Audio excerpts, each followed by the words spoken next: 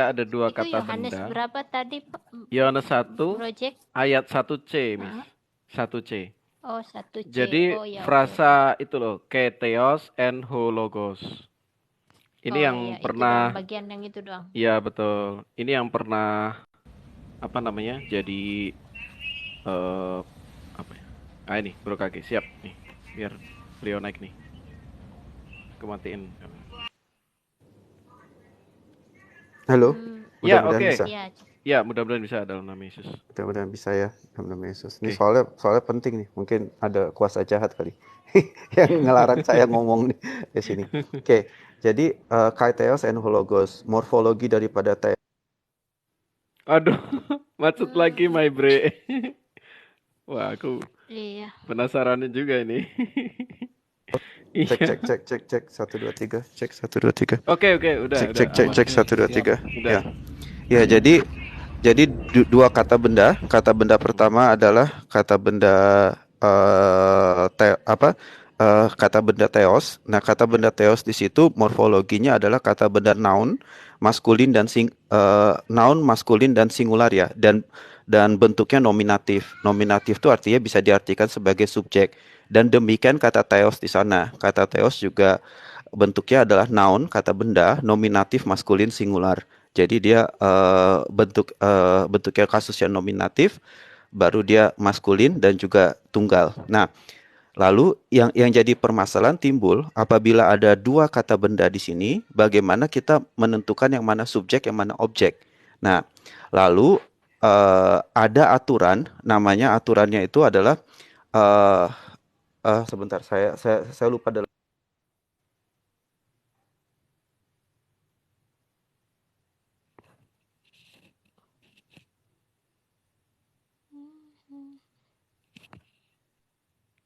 Di dalam aturannya tertulis gini, apabila dalam satu klausa pendek terdapat dua kata benda, maka kata benda yang memiliki kata sandang itu menjadi kata benda subjek, dan kata benda yang mendahului kata kerja itu menjadi predikat nominatif. Nah, kata kerja di dalam kaiteos and hologos itu adalah n.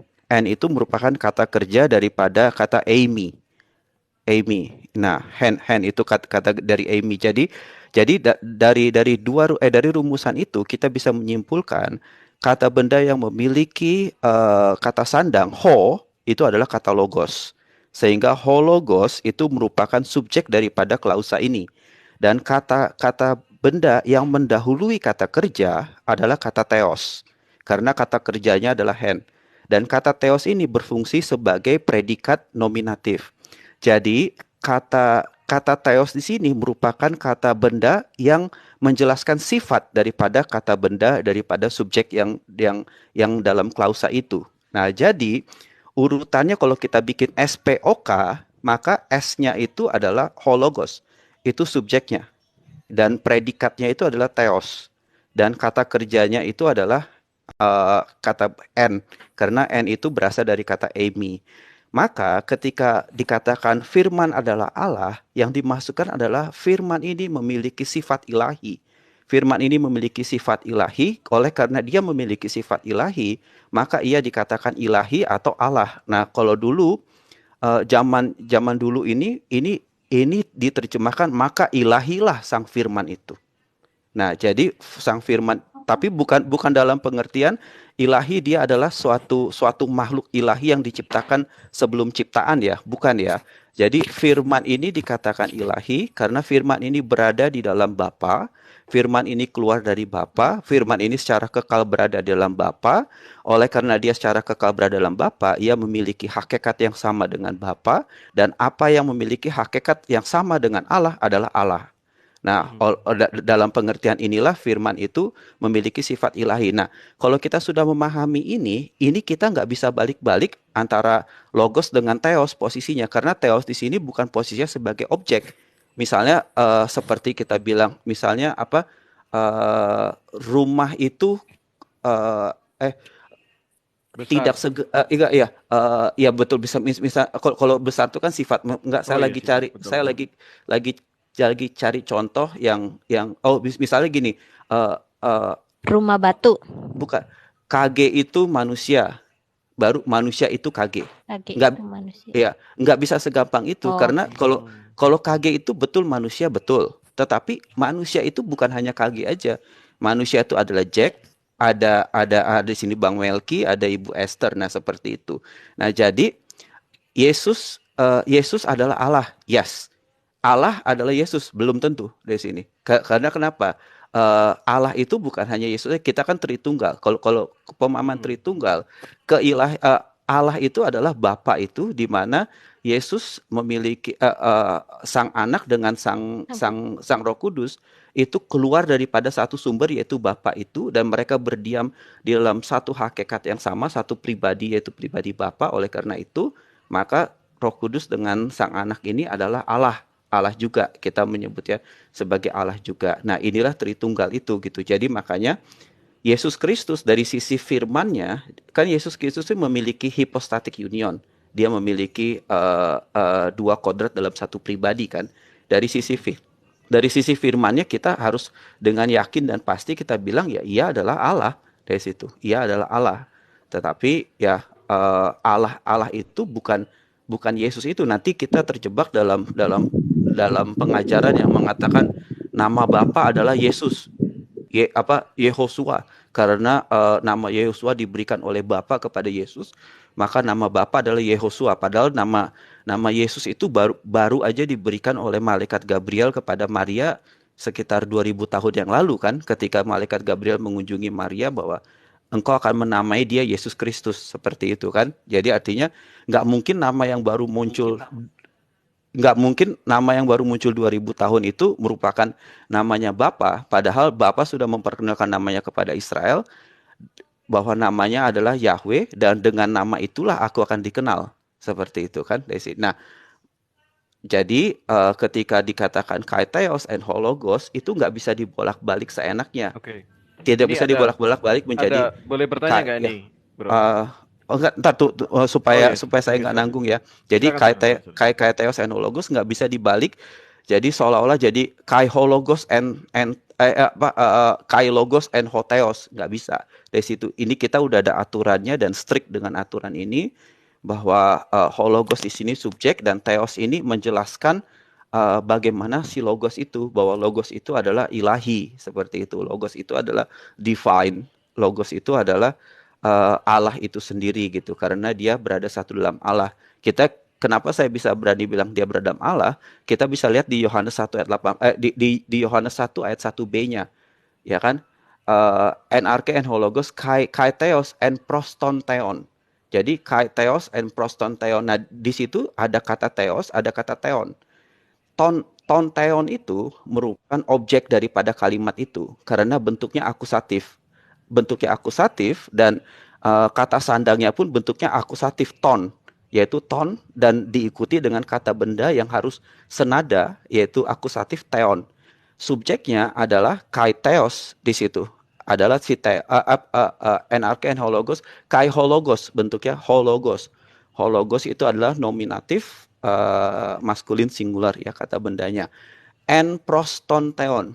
En prostonteon itu dikatakan bersama-sama.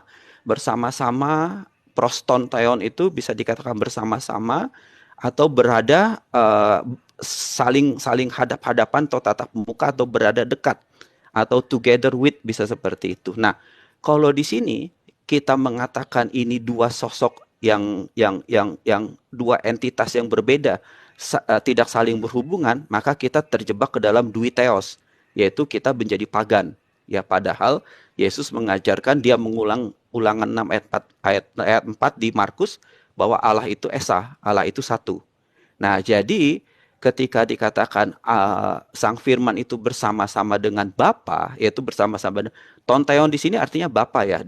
Karena kenapa? Ini merupakan bentuk akusatif, bentuk objek ya, bahwa dia bersama dengan Allah ya dan Allah di sini artinya Bapa. Tetapi ketika kata Theos muncul di dalam 1C itu bukan artinya Bapa karena tadi itu merupakan predikat nominatif seperti itu. Nah, ayat 18-nya ditegaskan lagi kan bahwa Sang Firman itu dikatakan anak tunggal Allah dan dia duduk di dalam pangkuan Bapa, dan ini merupakan suatu istilah ya, suatu kalimat istilah yang dipakai untuk menunjukkan adanya suatu kedekatan yang sangat antara anak dengan Bapa. Dan juga dalam Yohanes 18 apa Yohanes 14 sebentar saya ingat, yang dikatakan bahwa jikalau Allah adalah Bapamu, maka engkau akan percaya bahwa aku keluar daripada Bapa. Kalau dia keluar daripada Bapa, sebelum dia keluar dia berada di mana? Dia berada di dalam Bapa. Nah, dan juga ini ditegaskan juga oleh ajaran Bapak Gereja mengatakan bahwa Tritunggal ini sifatnya perikerosis, di mana mereka saling mendiami satu dengan yang lainnya di dalam satu hakikat yang sama. Dari sini jadinya itulah yang kita tahu bahwa Sang Firman ini ada di dalam Bapa. Makanya 1C kesimpulannya nggak bisa diotak-atik bahwa Firman itu adalah Allah, lalu kita balik Allah itu adalah Firman.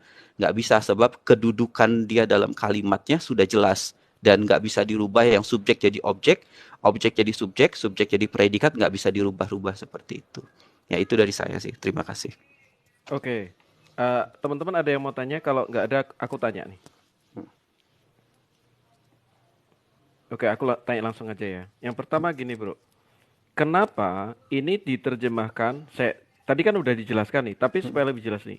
Kenapa ini diterjemahkan Theos en Hologos, diterjemahkan dan firman itu adalah Allah. Ya. Kenapa, ini kan Theosnya duluan nih, kenapa tidak dikatakan dan Allah itu adalah firman? Oke, silakan bro, itu pertanyaan pertama. Oke, karena yang tadi rumusan tadi, kalau dibilang Allah itu adalah firman, berarti di sini ada subjek dan ada objek, kata bendanya. Nah, sementara kata theos di sini tadi ada yang namanya rumusnya adalah predikat nominatif. Dia berfungsi sebagai predikat. Dia bukan berfungsi sebagai kata benda yang menunjukkan baik subjek ataupun objek. Jadi karena kenapa dia sebut predikat nominatif? Karena terdapat dua kata benda, dan kata benda yang mendahului kata kerja itu berkedudukan berfungsi sebagai predikat. Sebentar bro. Dua kata benda ini adalah theos dan logos ya. Oke, betul. Nah, berarti kan yang pertama harus diketahui subjeknya mana gitu kan? Ya, betul. Oke, nah ini melihat subjeknya dari mana bro? Yang ada kata sandangnya, ho-nya. Oh, jadi kan ini sandang. Ya teman-teman ya. Begitu melihat ada kata sandang di antara dua ini, di antara dua kata benda ini, yang satunya logos, satunya theos. Dalam klausa pendek ya, dalam klausa pendek. Oke, dalam klausa pendek. Maka hologos menjadi subjek ya. Berubah menjadi subjek. Oke. Jadi pertama ditentuin subjeknya dulu ya, bro ya. Betul. Dilihat yang ada kata sandangnya yaitu ho. Nah, baru rumusan yang kedua, kata benda yang mendahului, ini harus digarisbawahi, yang mendahului ya. Yang mendahului kata kerja itu berfungsi, ini kan syaratnya apabila dalam klausa pendek ditemukan dua kata benda ya. Kata benda yang kalau tanpa aturan apa-apa dia bentuknya nominatif, maskulin singular. Nah, baru rumusan yang kedua, apabila ditemukan kata benda yang mendahului kata kerja, maka kata benda tersebut menjadi predikat nominatif. Kata kerjanya ini ya bro ya? N, ya. Kata kerja N itu merupakan bentuk ketiga dari kata kerja Amy. Tahu kan Amy kan, aku adalah aku, ego adalah Amy. Aku. Ya, oke. Itu N, dari situ. Nah, jadi kata kerja yang mendahului kata benda yang mendahului kata kerja dalam klausa pendek ini kan theos kan? Nah, berarti theos itu berfungsi sebagai nominatif predikat. Predikat nominatif, saya kebalik, predikat nominatif. Jadi fungsi predikat adalah menjelaskan subjek. Ya, fungsi predikat adalah memberikan penegasan kepada subjek, baik dari sifatnya, baik dari segala macam. Pokoknya predikat itu bertautan dengan si subjek. Itu predikat. Nah, jadi makanya dalam hal ini LAI pun menerjemahkan dan firman itu adalah Allah, merupakan suatu tafsiran teologis kan terjemahan LA itu kan bukan terjemahan letterlek, terjemahan tafsiran teologis. Nah, jadi kenapa dikatakan Allah itu firman, firman itu Allah? Karena firman itu ada di dalam Allah dan firman itu bersama-sama dengan Allah. Firman itu berada dalam hakikat yang sama dengan Allah. Makanya Yohanes 10 ayat 30, aku dan Bapa adalah satu. Dia berada dalam satu hakikat dengan Allah. Oleh karena itu apa yang satu hakikat dengan Allah sudah pasti Allah kan dari sini. Nah, makanya dikatakan dan firman itu adalah Allah. Tapi tidak boleh dibalik-balik. Tidak boleh logosnya dirubah jadi di depan. Jadi kai logos and hotheos ini kan sudah namanya menyalahi aturan apa yang sudah tertulis. Jadi nggak boleh dibalik. Nah, celakanya saksi Yohanes dia memandang ini seolah-olah kata Allah dengan kata firman ini bisa dibolak-balik posisinya. Padahal kan aturan subjeknya udah jelas yang mana. Meskipun dalam tulisan Yunaninya subjeknya kan di belakang itu kan. Kalau kita kan bahasa Indonesia kan subjeknya SPOK selalu di depan. harus depan. Nah, ini tinggal kita rubah aja. Coba subjeknya di depan kan. Subjeknya di depan kan dan firman adalah Allah, betul kan? N itu kan kata kerja kan? Kata kerja verbnya kan, baru predikat dari situ. Dan firman adalah Allah. Jadi LAI sebenarnya sudah tepat sekali menerjemahkannya. Sesuai dengan itu. Cuma jangan dibalik-balik, jangan jadi Allah itu adalah firman. Jadi membenarkan bahwa Bapa itu Yesus, baru mereka tuh lucunya suka mengaitkan dengan kata tonteon yang di atas 1B. Oh ya, jadi karena tonteon itu adalah Bapa, maka teos yang di bawah 1C itu pasti Bapa gitu. Padahal enggak, itu kan tonteon di situ kan untuk menunjukkan objek. Enggak, kalau kata tonteon di 1B itu kan Bapa dalam pengertian objek, dia kan akusatif kan? Akusatif ya. Ya, karena kenapa kita bisa tahu akusatif? Kita lihat dari kata sandangnya ton, maka dan belakang kata teosnya itu teon. Nah, ini berarti bentuknya akusatif, yaitu objek si dia itu gitu deh. Jadi makanya sementara dalam 1B itu subjeknya udah jelas hologos, karena bentuknya ho dan logos kan dari situ. Nah, makanya si subjeknya ini ketemu sama si objek. Tapi kalau kita mengartikan itu sebagai dua Allah entitas yang terpisah, kan kita terjebak dalam pagan, ya kan? Kita kan nggak pagan gitu kan? Ya, betul. Nah, betul. Nah, terus Yesus juga udah menegaskan, aku dan Bapa satu, aku keluar dari Bapa, aku ada dalam pangkuan Bapa, seperti itu kan? Jadi kita tahu bahwa Yesus ini ada di dalam pribadi Bapa ini, seperti itu kan? Nah, karena dia satu hakikat. Makanya kita nggak boleh langsung pukul rata. Oh, setiap kali ada kata tonteon itu artinya Bapa. Ya nggak bisa. Nah, itu ilmunya si Ocop itu. Betul.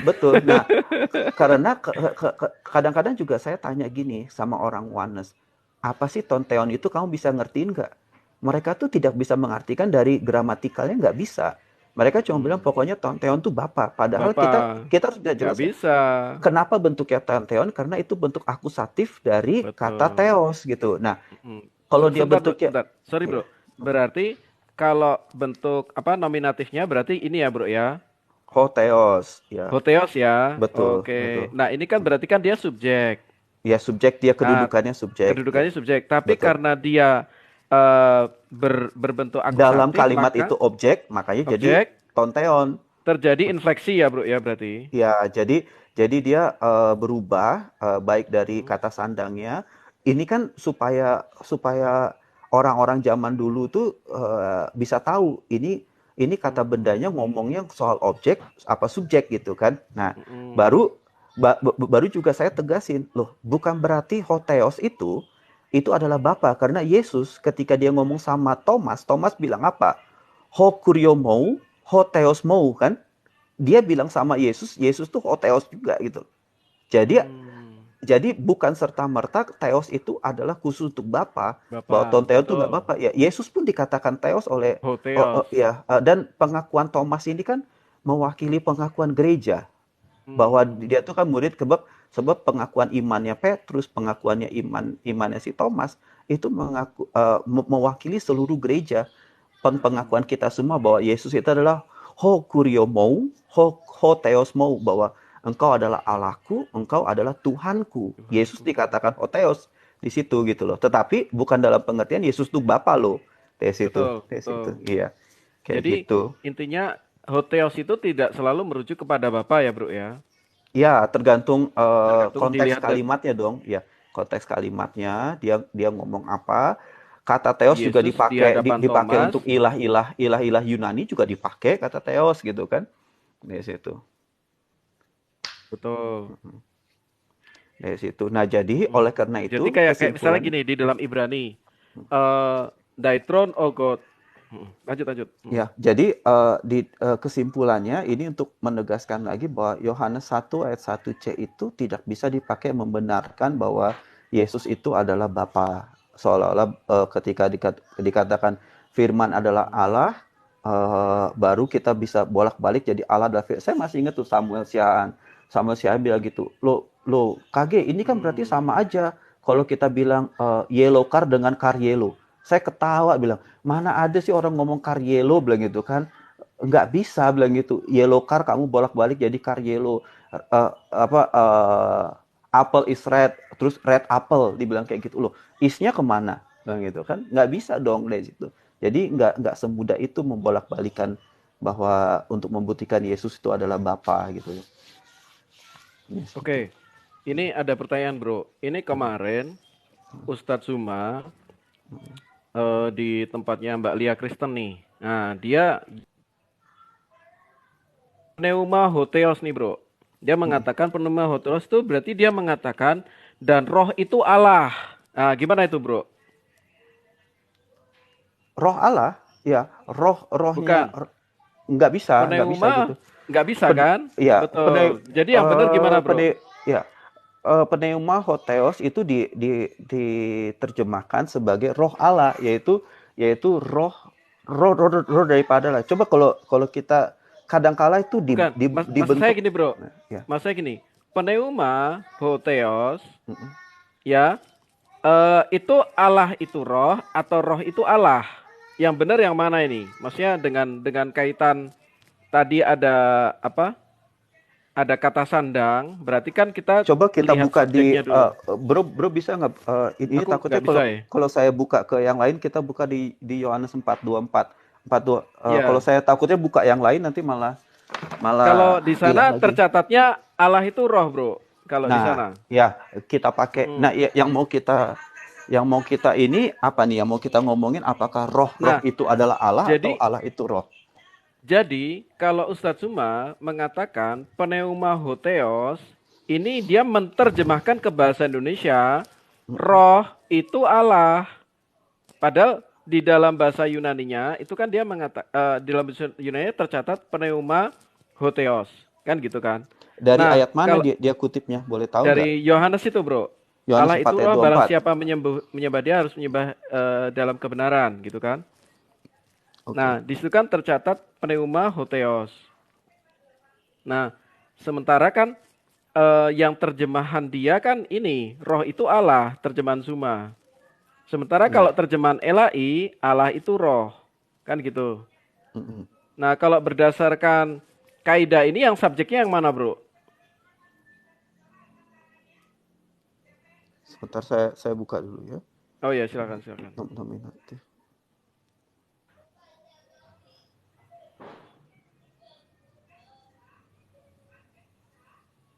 Nah, subjeknya adalah hotheos, Allah itu.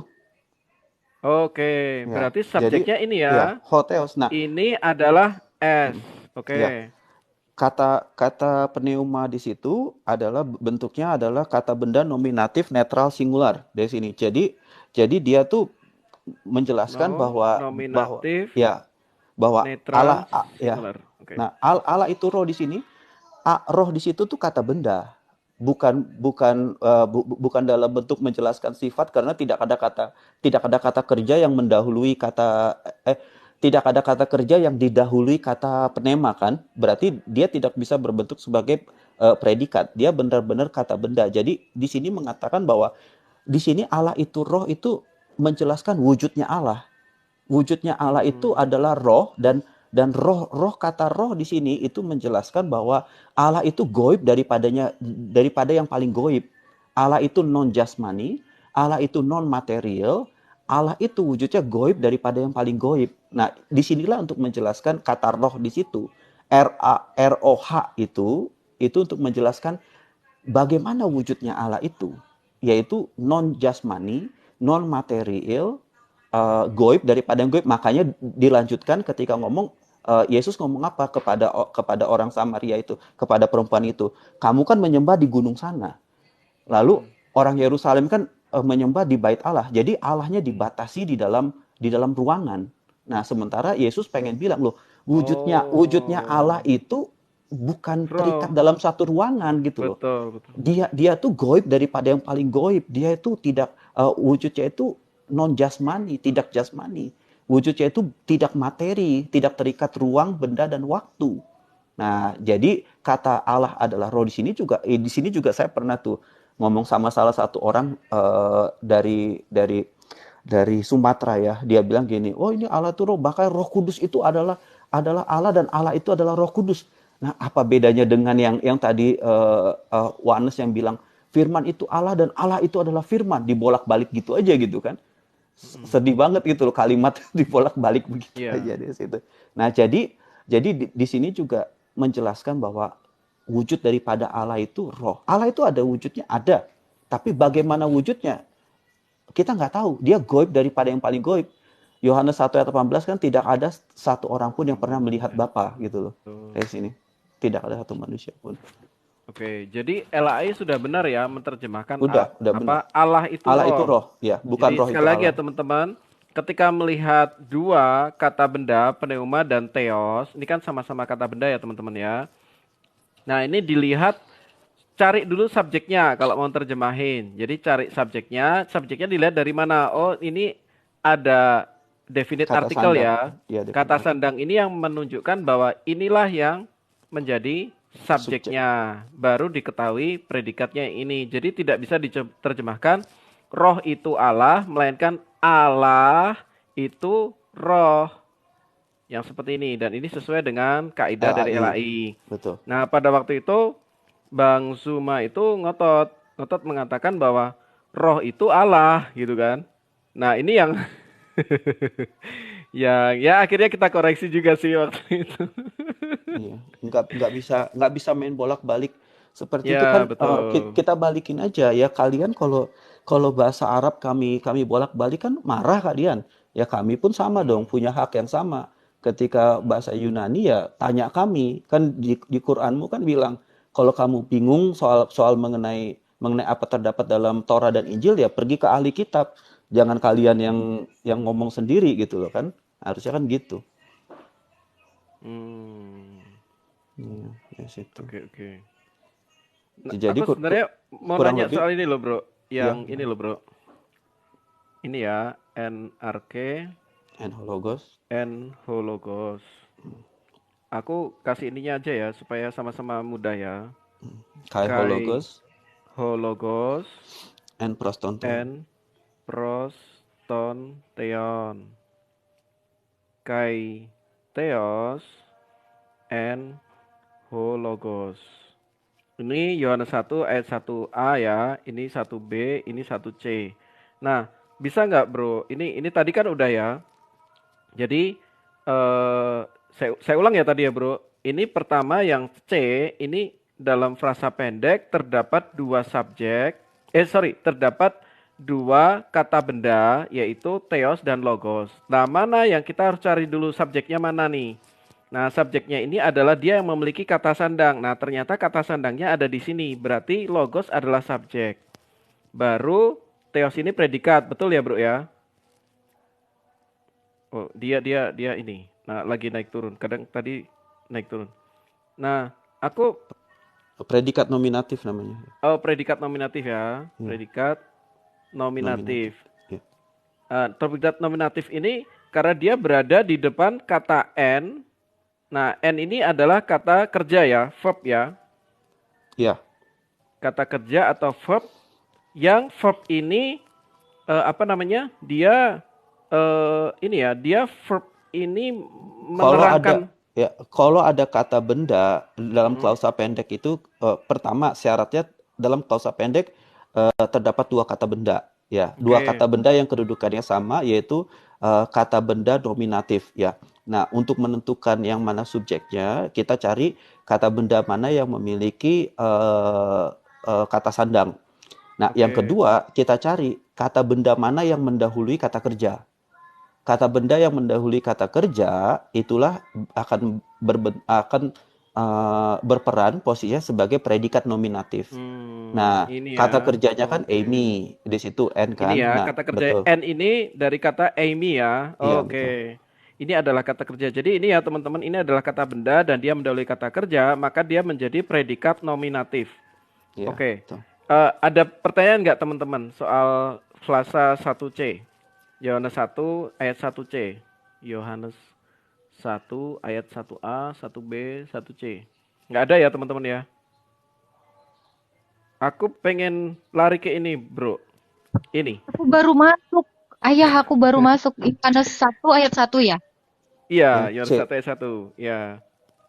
Jadi itu yang ayat pertama itu gimana itu? Pada mulanya adalah firman, itu udah benar itu. Atau pada mulanya adalah firman. Firman itu telah ada atau memang firman itu bersama-sama dan telah ada atau gimana itu, Amang? Amang, sorry. Ayah. Bro KG, Ya. pertanyaannya tadi, eh, NRK Udah and tepat. Hologos ya. NRK and Hologos. Nah, jadi kedengeran nggak suara saya? Sorry ya. kedengar, Ini kedengar. Oke. NRK and Hologos. In the beginning was the word. Jadi NRK, kata NRK itu menunjukkan pada permulaan segala sesuatu. Kata arke itu merupakan suatu titik start di mana segala sesuatu penciptaan itu mulai. Jadi titik awal, titik-titik benar permulaan. Jadi arke itu bisa diterjemahkan sumber, bisa diterjemahkan sebagai permulaan ya. Nah, arke di sini artinya permulaan. Ini merupakan Yohanes menerjemahkan kata Bereshit. Bereshit bara Elohim. Ya, dari situ dalam Kejadian 1 itu benar-benar diterjemahkan letterlock dan juga dia sesuaikan dengan terjemahan Septuaginta karena para rasul tuh memiliki akses ke Septuaginta. Ya, jadi di Septuaginta pun di Kejadian 1 ayat 1 NRK. Jadi itu benar-benar dikopi sama Yohanes. Jadi untuk menunjukkan ini permulaan daripada segala suatu ciptaan itu. NRK, hen ologos. Nah, kata hen di sini merupakan bentuk kata kerja, bentuk lampau daripada Amy, yaitu kata bentuk ketiga daripada Amy yang bentuknya singular ya. Nah, ini menjelaskan bahwa kata Amy ini, kata kerja, menjelaskan bahwa ada sesuatu yang sudah ada sebelum NRK, gitu loh. Ya, tetap ada ya. Ya, Berarti jadi sebelum dan telah NRK, ada. ya makanya kalau di dalam terjemahan bahasa Inggris dipakai kata was, bukan dipakai kata is, ya dipakai kata kalau dalam terjemahan Indonesia kan kita susah melihat ya kan pada mulanya adalah firman, adalahnya di sini kata kerjanya ini dia Telah ada ada. menjadi ada ini sebelum NRK atau pas NRK gitu kan. Nah, kalau dalam bahasa Yunaninya itu jelas karena kalau dia mau pakai pas ada NRK dia nggak mungkin pakai kata hen di sini, nggak mungkin pakai kata n ini di sini, pasti dia bisa pakai kata bentuk Amy seperti itu. Nah, jadi in the beginning was NRK and hologos. Jadi pada mulanya logos ini sudah ada Sudah ada. sebelum pada mulanya Iya, itu betul. di situ. Nah, Oke, jadi oke. itulah Ada. pengertiannya. Ya, jadi ini justru menunjukkan posisi dia keilahian yang ketika Yesus di dalam Yohanes 17 ayat 5 ya dikatakan, permuliakanlah aku seperti kemuliaan yang aku punya sebelum dunia diciptakan. Jadi ini tali menali gitu kan, bahwa Yesus mengatakan bahwa diri dia sudah ada sebelum dunia diciptakan. Sebelum adanya penciptaan segala sesuatu, dia sudah ada sesuai dengan Yohanes 1 ayat 1a ini. NRK and hologos, bahwa dia tuh sudah ada, keberadaannya sudah ada sebelum adanya NRK ini gitu loh. Sebelum permulaan ini gitu. Gitu. Apakah menjawab kira-kira? Saya setuju. Makanya saya cuman make sure aja sebenarnya saya juga karena pemakaian kata adalah ini mungkin secara bahasa Indonesia mungkin kurang Nggak tepat bisa, ya. nggak bisa menunjukkan Terbatas. konteks waktu memang, nggak bisa Kalau kayak Oh menunjukkan iya iya kalau konteks iya kayak waktu. iya. kalau bahasa Inggris itu memang lebih lebih kita Hmm, mengerti memang. Bener, Iya. bener Bapak. In the Ya kalau bahasa beginning Indonesia was the word gitu kan. yes, itu dia. Ya, kalau kalau dalam bahasa Yunaninya lebih ngerti lagi karena kata kerjanya dibentuk kata kerja lampau yang kata kerja lampau yang imperfect lagi. Jadi artinya dulu sudah Betul, ada betul. dan juga sampai Iya, kapanpun tuh akan Wih, ada terus gitu loh. ngeri Dari ya. situ. iya Iya. Ini betul. ini Betul, and betul. ini Bahasa Iya. and ini Yunaninya. Hmm. kata kerja imperfect. Imperfect ya. Oh. Imperfect. Jadi dia tuh sudah ada kan kalau dia bentuknya perfect dulu sudah ada dan sudah selesai kan? Sudah selesai Mm-mm, itu kalau Hmm. perfect kan. Kalau Itu kalau imperfect tuh was sampai ya. sampai Kalau terus sampai sepanjang segala abad. Makanya kalau kami dalam ortodoks itu Betul. kan kami kan Oh, lagi ya ortodok. ya saya ortodok Oke, ya. oke, oke. Ya, nah kalau Iya, kalau iya, ka- iya. kalau kami Paham. dalam ortodok, dalam litani kami, dalam liturgi kami selalu menutupnya kan dalam nama Bapa, Sang Putra, dan Sang Roh Kudus, dan sepanjang segala abad. Jadi artinya ages of the Sekarang, all ages sekarang di situ. Jadi selalu ya betul. Sekarang sekarang dan selalu serta selalu sepanjang serta segala sepanjang abad. segala abad. Betul. Ya, kalau dalam bahasa Inggrisnya kan Yes. oh. Hmm. from ages to all ages gitu kan, from ages to ages. Jadi artinya itu tidak berkesudahan gitu loh keberadaannya dia di situ kayak gitu. Ya, dari situ. Lagi, makanya aku seneng kalau ngebahas ini. Ternyata ada narsum yang sama. Saya dapat juga dari Romo Daniel ini. Oh iya, di situ. Nah, ini muridnya Romo Daniel. Nah, Oh, itu saya baru tahu. Makanya kan telah ada ini karena Romo juga mengajarkan yang sama. Salam kenal Iya. Pak KG. Ya, salam kenal Ibu di sini. Tuhan Yesus Lanjutkan lagi. memberkati. Ini keren loh ya. Ayah ini keren loh ya. Sumpah. iya, betul, betul. Makanya ini mantep banget nih. Oke. Saya ulang ya teman-teman ya di sini ya. Biar apa namanya? Ya, pokoknya harus diulang lah pokoknya. Jadi kata and ini menunjukkan kata kerja yang imperfect ya. Kata kerja imperfect. Nah, artinya tadi apa tadi? Dulu, sekarang, sampai selama-lamanya ya. Iya. Jadi kalau imperfect itu sudah tercipta dulu, sudah ada dulu dan Sudah ada juga dulu. sampai keterusan segala zaman gitu loh. Karena kan dia belum perfect gitu. Jadi dia artinya belum selesai. Artinya belum kalau namanya past perfect itu kan suatu kegiatan yang dilakukan di masa lampau dan sudah selesai dilakukan gitu loh. Ya kan? Nah, itu kan kalau istilahnya past perfect gitu kan. Nah, kalau namanya imperfect itu terus ada. Jadi keberadaan dia nggak kelar-kelar gitu loh. Terus saja terus ada sampai sepanjang segala abad di situ. Oke. Jadi ini kan kata pembatas bagi NRK ya. Nah, kalau Ya. NRK sendiri pada mulanya Ya. berarti kan ini bicara dari awal, ya Ya. kan? Nah, sementara Hologos ini sudah ada lebih dahulu dari awal gitu, Bro. Iya, betul. Keberadaan Hologos itu kita bisa tahu bahwa Hologos sudah ada sebelum NRK itu ya dari kata hen ini. Makanya satu kata itu jangan dianggap sepele, itu memiliki makna penting Betul. untuk menentukan keberadaan Hologos itu. Dan juga kata N dalam N Hologos dengan kata N dengan NRK itu dua kata yang berbeda loh, karena yang satunya tuh pakai epsilon, yang satunya lagi pakai apa ya bentuknya ya, saya lupa dia. Oh, itu beda lagi, Bro. Cara nulisnya beda. Kalau Iya, betul. Kalau kata N yang di depan itu pakai huruf E, kayak huruf E. Nah, yang kalau pakai kata hen yang dari Amy ini bentuknya kayak apa ya? Kalau di aksara Jawa itu kayak, kalau Bali itu ya, itu kayak aksara Bali kok itu.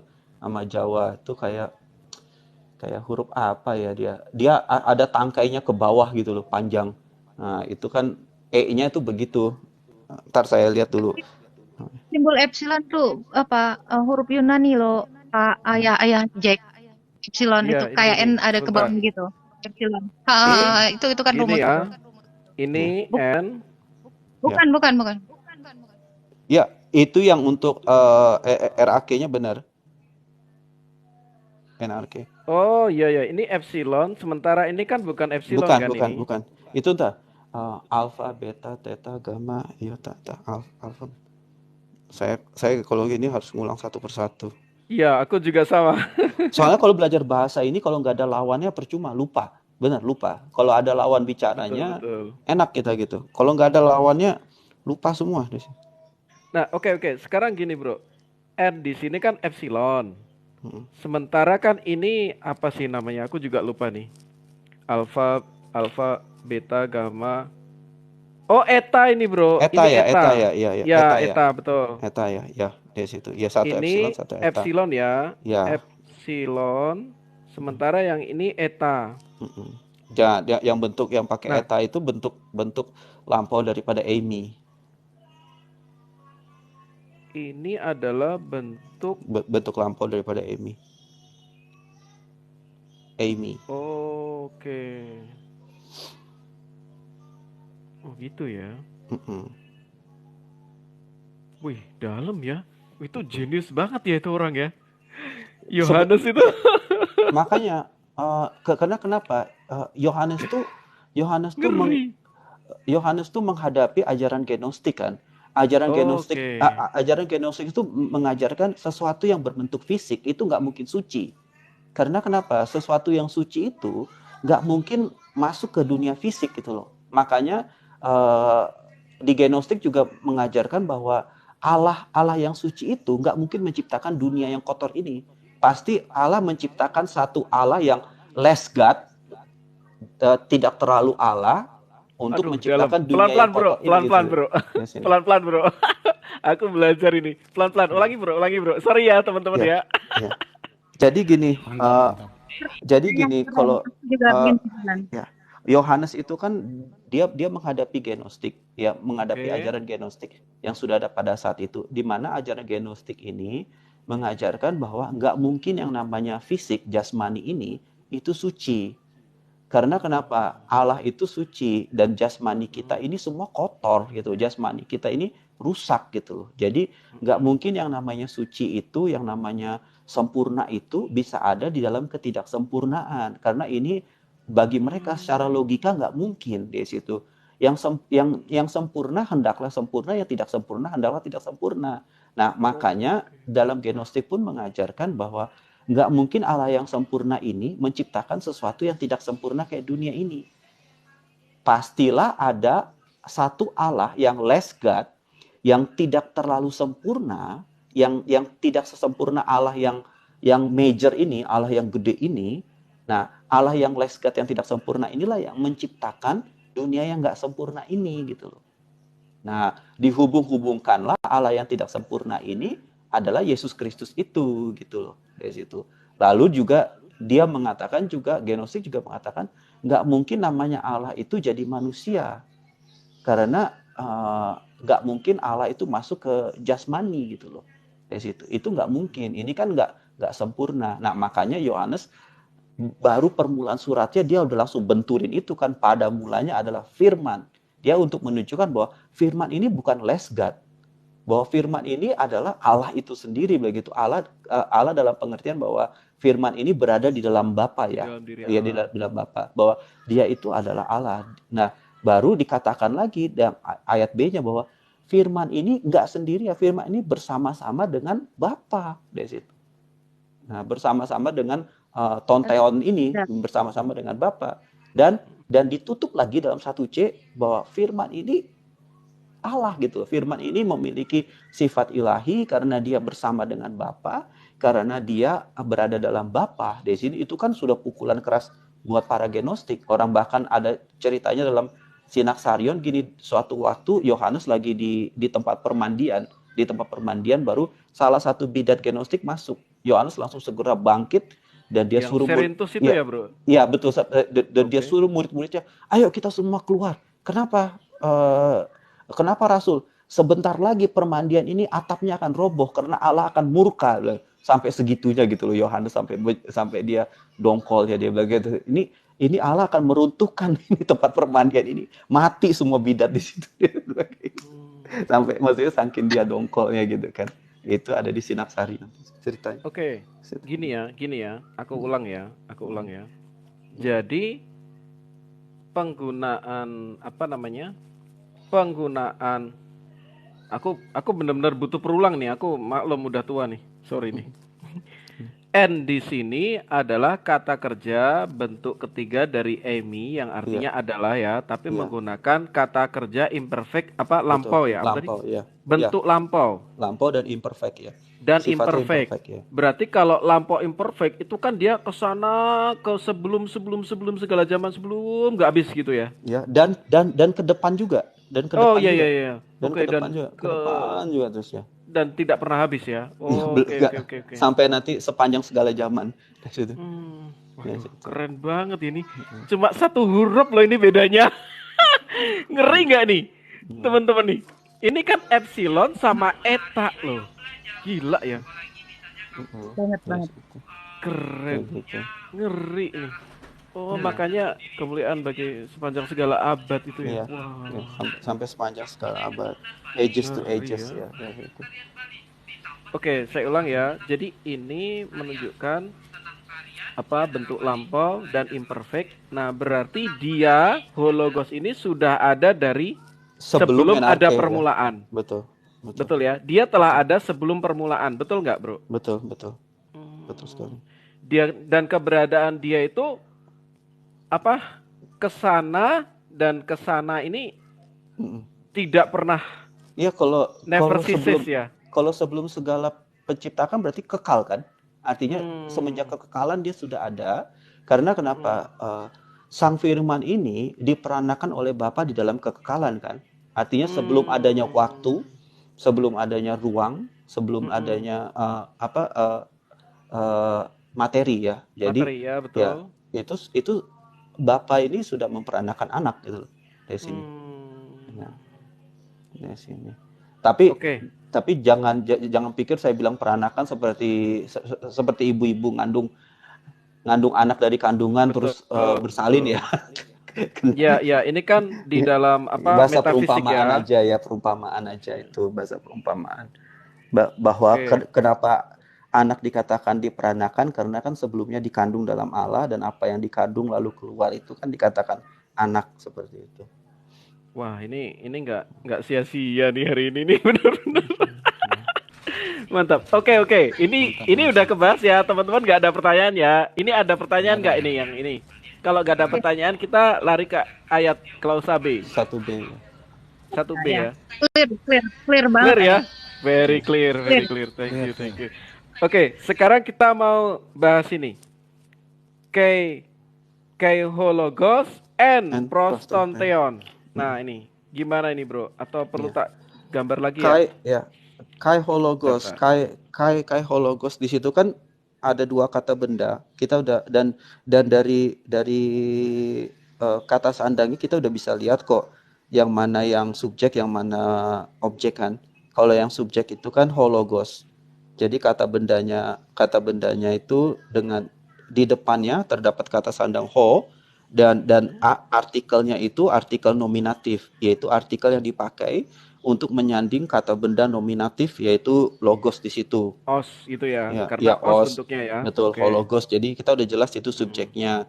Baru kata benda yang kedua itu adalah kata benda theon. Nah, ini ya. theon itu kita lihat dari kata sandang yang di depannya. Kata sandang yang di depannya itu bentuknya adalah akusatif. Akusatif ya. Akusatif, makanya bentuknya ton. Kalau bentuknya nominatif kan ho kan. Kalau bentuknya akusatif dia bentuknya jadi ton. Nah, ton itu kan belakangnya on kan. Nah, berarti kata bendanya itu harus diganti dari os-nya jadi on. Nah, jadi theos kan ada os kan di belakangnya.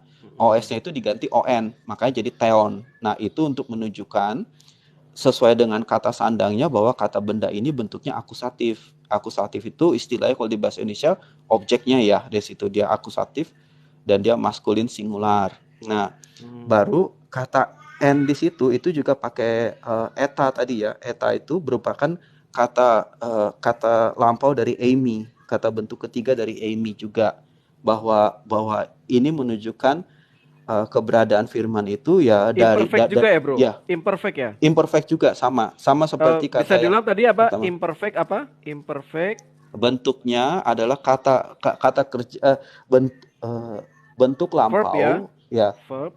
bentuk ketiga dari kata Amy yang dia lampau, imperfect dan aktif. Jadi dia aktif tuh ya selalu ada terus gitu loh. Imperfect. Oke, Ya. gini aja ya. Bentuk ketiga Ya. Dari kata dari Amy. Amy Ya. yang bentuk Imperfect. lampau, Ya, lampau imperfect ya. imperfect. Imperfect. Ya. Oke, berarti dari dulu sekarang sampai selama-lamanya ya. Ya betul dari situ. Dari dulu sebelum ya, oke. Ya. Oke, balik lagi, Bro. Lalu proston. Pros kata Oke, kata pros itu lebih, kalau saya pribadi tuh lebih senang menerjemahkannya bersama-sama dengan. Jadi artinya bersama-sama dengan ini menyimpulkan bahwa Allah ini si Tonteon Bapa itu bersama-sama dengan Firman dari sejak kekekalan gitu loh, dari sejak kekekalan. Nah, kalau ada juga penerjemah yang mengatakan pros itu juga bisa seperti muka ketemu muka gitu loh, bertatapan muka. Ini bisa juga dimengerti karena orang kalau bilang muka ketemu muka kan berarti dekat, orangnya itu dekat kan. Tapi sebagaimana saya mengatakan bahwa kata-kata saya ini ada bersama dengan saya. Kemanapun saya pergi, kata-kata saya akan ikut bersama dengan saya. Nggak mungkin kata-kata saya bisa saya taruh di toples, lalu saya pergi ke Jogja, lalu saya pergi tanpa kata-kata saya. Nggak mungkin kan dari situ. Jadi kata-kata saya ini pros di dalam saya, yaitu ada di dalam saya, bersama-sama dengan saya. Dengan pengertian itulah kita memahami kata pros di sini gitu loh. Bahwa Sang Firman ini bersama-sama dengan Bapa dari sejak kekekalan. Tadi gitu loh. Yes, itu. Ini ada pertanyaan nih, Bro. Ya. Ini ada yang menerjemahkan pros di situ adalah tentang. Bisa tidak, Bro? Kalau sesuai konteksnya sih nggak bisa tentang dong. Kata pros, sebab di kata pros itu kan dia preposisi kan bentuknya. Dari sini. Jadi kita nggak bisa terjemahkan sebagai tentang dari sini. Nah, Oke, itu kenapa digunakan diterjemahkan. kata pros, Bro? Kenapa pemilihannya Rasul Yohanes pakai pros? Ada tidak perbedaan dengan kata lain kalau ditambahkan? Untuk menegaskan bahwa ini konjungsi ya, Bro? Ini konjungsi. Preposisi bentuknya. Oh, preposisi. Sebentar nih, anak saya komentar ya. Oke.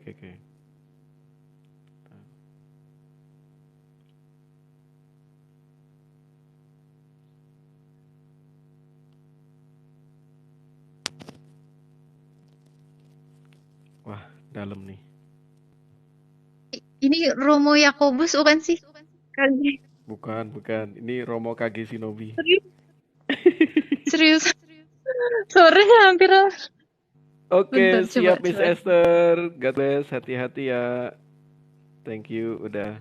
Oke, jadi kalau kata pros di situ nggak mungkin digantikan kata lain, karena tadi ingat mindsetnya si Rasul Yohanes, dia ingin menegaskan bahwa praeksistensinya Yesus ini sudah kekal, karena dia berada dalam Bapa, dia bersama-sama dengan Bapa. Nah, Secara jadi kekal ya, Bro ya. Ya, jadi oleh karena itu kata pros di sini untuk menentukan bahwa Sang Firman ini bersama-sama dengan Bapa. Dia sudah ada dalam Bapa. Dia tentunya ayat ini kan nggak bisa berdiri sendiri juga. Maksud kita berdiri sendiri lalu kita jadikan doktrin, nggak bisa. Kita bisa lihat dari kan ayat Yohanes 1 ayat 18, Yohanes 10 ayat 30, Yohanes 14, habis itu juga ada di Yohanes 17 juga mengatakan bahwa bagaimana keberadaan Yesus itu dia adalah satu dengan Bapa, dia berasal dari dalam Bapa lalu keluar dari Bapa, seperti itu. Jadi ya ini menunjukkan bahwa ini hubungan di dalam praeksistensinya Yesus. Artinya kan kalau Yesus itu kan baru ada eksistensinya 2000 tahun lalu kan, karena dia berinkarnasi. Tetapi sebelum dia berinkarnasi itu kan istilahnya kita bilang praeksistensinya dia, yaitu sebelum dia ada dia sudah ada. Dari situ. Makanya Yohanes 8 ayat 58 kan dibilang kan sama para orang-orang yang ingin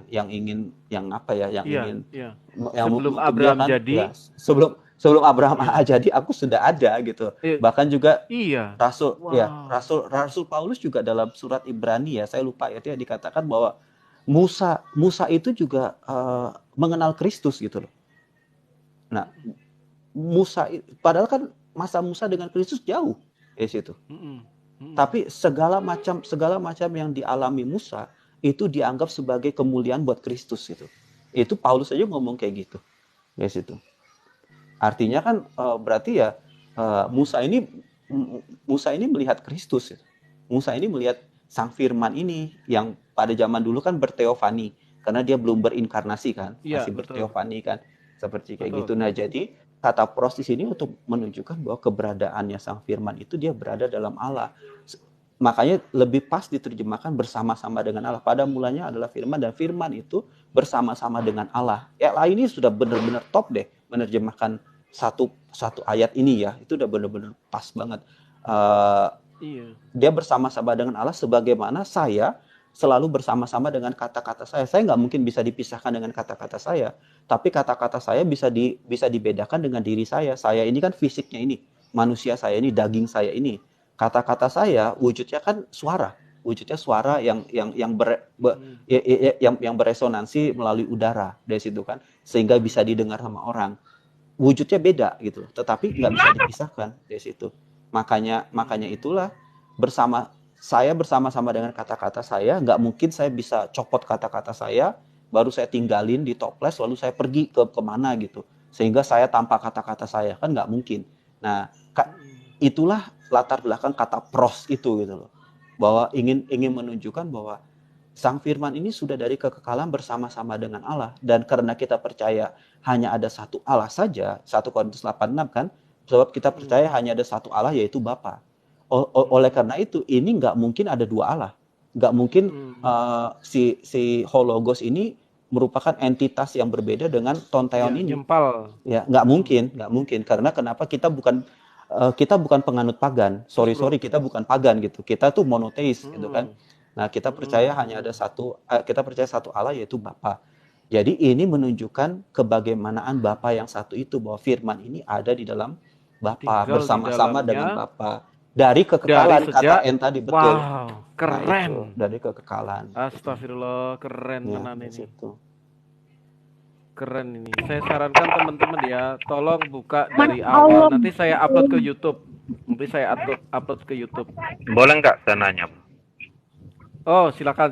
Ini ada Tosuka. Itu silakan. Yang di Yohanes 1 ayat 1 itu substansi atau eksistensi, bro? Yohanes 1 ayat 1 yang mana nih, bro? Apanya? A, B, atau C? Substansi itu. Iya. Logos di situ sebagai substansi atau eksistensi?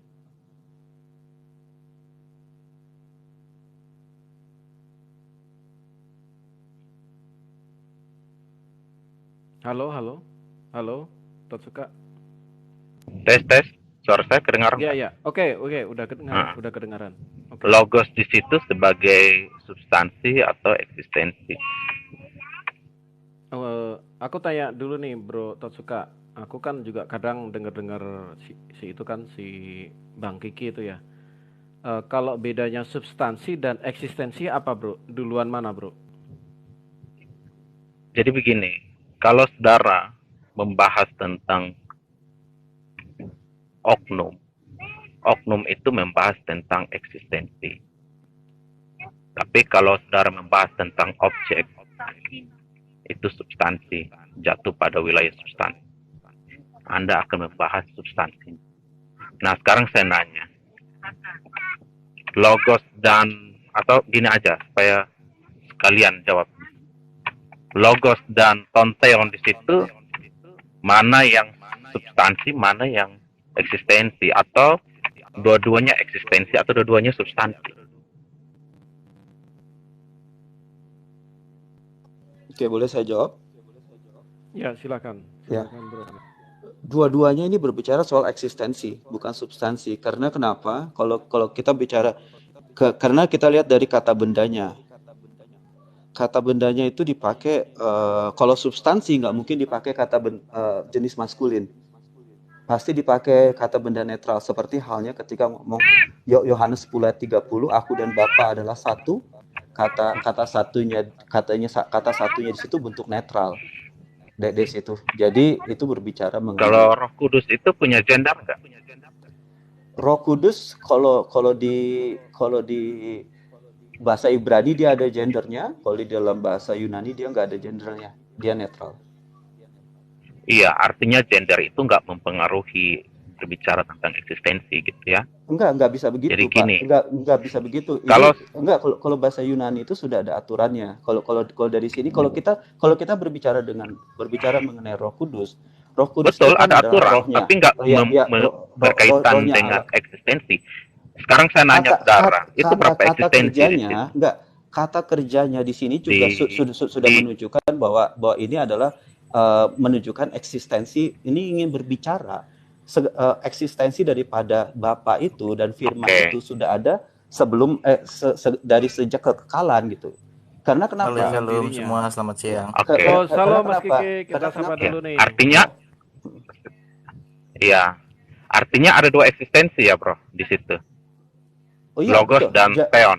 Betul. Jadi Oke, dua eksistensi ya. Ya, tapi gini ya, jangan yang tadi sudah saya bilang, jangan kita berpikir ini adalah dua entitas yang terpisah, yang tidak terhubung satu dengan yang lainnya gitu ya. Dari situ. Jadi gimana? Dua eksistensi atau satu eksistensi? Jadi kalau di kekristenan, Bapa itu adalah sumber daripada segala sesuatu. 1 Korintus 8 ayat 6. Nah, di dalam pribadi Bapa ini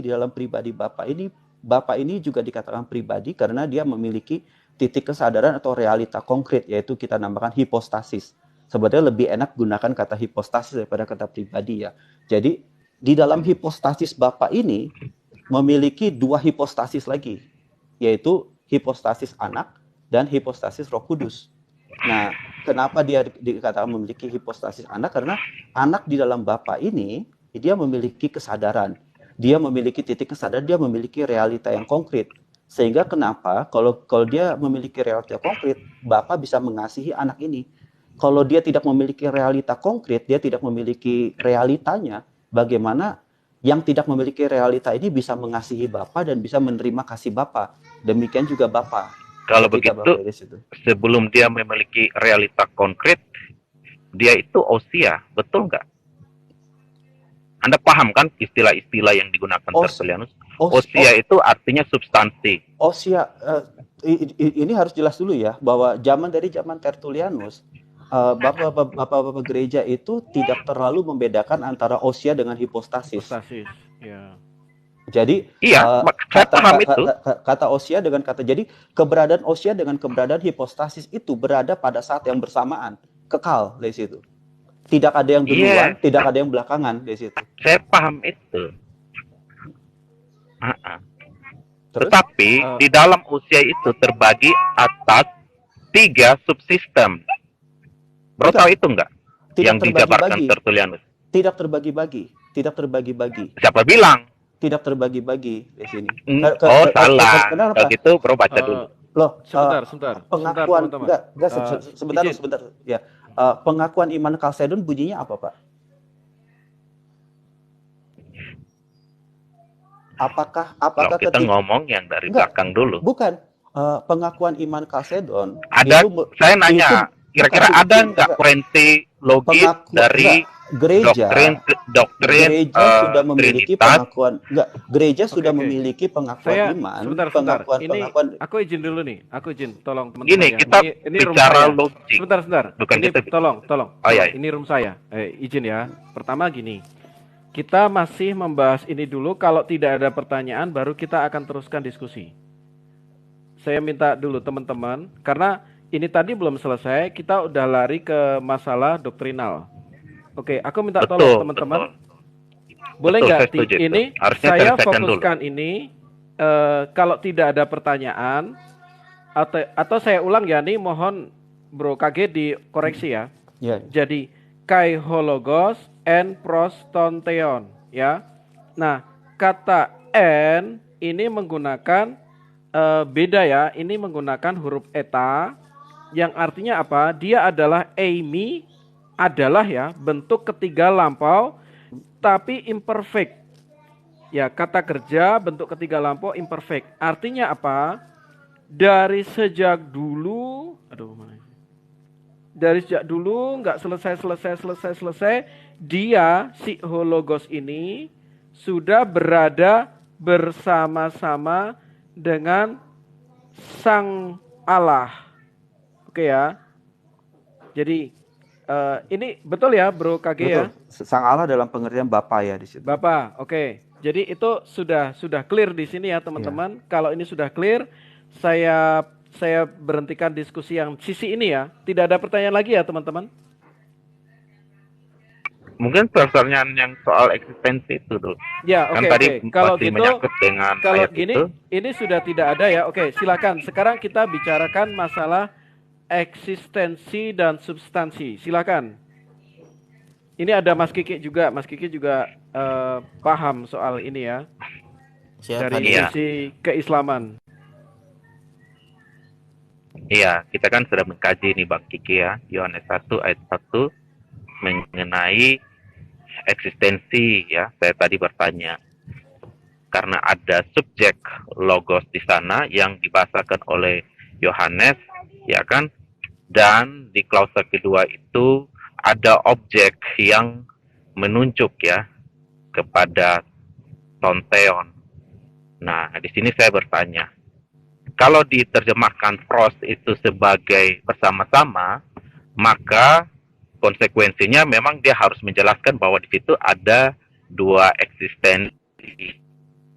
Makanya saya ditanya, apakah pada mulai eksistensi atau hanya ada satu eksistensi? Tetapi dia konsisten dengan apa yang diterjemahkan bersama-sama itu sehingga itu menjadi dua eksistensi. Ya, itu aja mungkin yang saya dapat dari penjelasannya. Silakan Bang Kiki atau host. Oke. Direspon aja dulu ke Bro KG tadi. Bro KG Shinobi. Oke. Atau Mas Kiki mau coba bedain antara eksistensi dan substansi coba Mas.